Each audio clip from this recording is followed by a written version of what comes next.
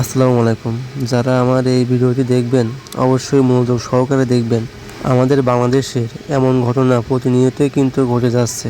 আমি তাদের উদ্দেশ্যে কিছু কথা বলবো যারা এমন সিদ্ধান্ত নিয়ে থাকেন। সংসার জীবনে অনেক কষ্ট থাকতে পারে এবং অনেক ঝামেলা, তাই বলে বিচ্ছেদ করতে হবে এমন কোনো কথা নয়।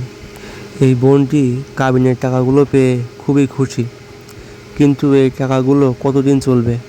দেখুন বোন, 10 মিনিটের দায়িত্ব সবাই নিতে পারে, কিন্তু সারা জীবনের দায়িত্ব কিন্তু কেউ নেয় না। এই বোনটি এখন কিছুই বুঝবে না, কারণ এখন টাকা পাইছে কিছু।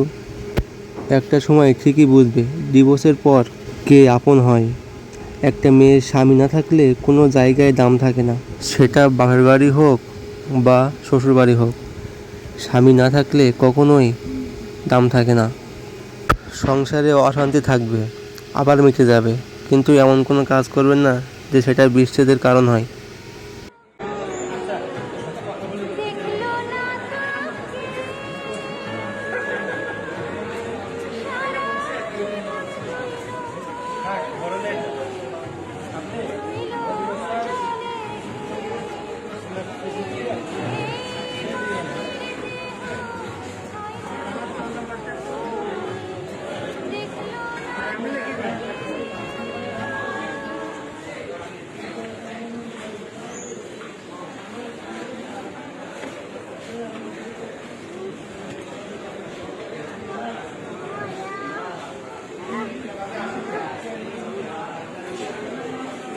হয়েছে?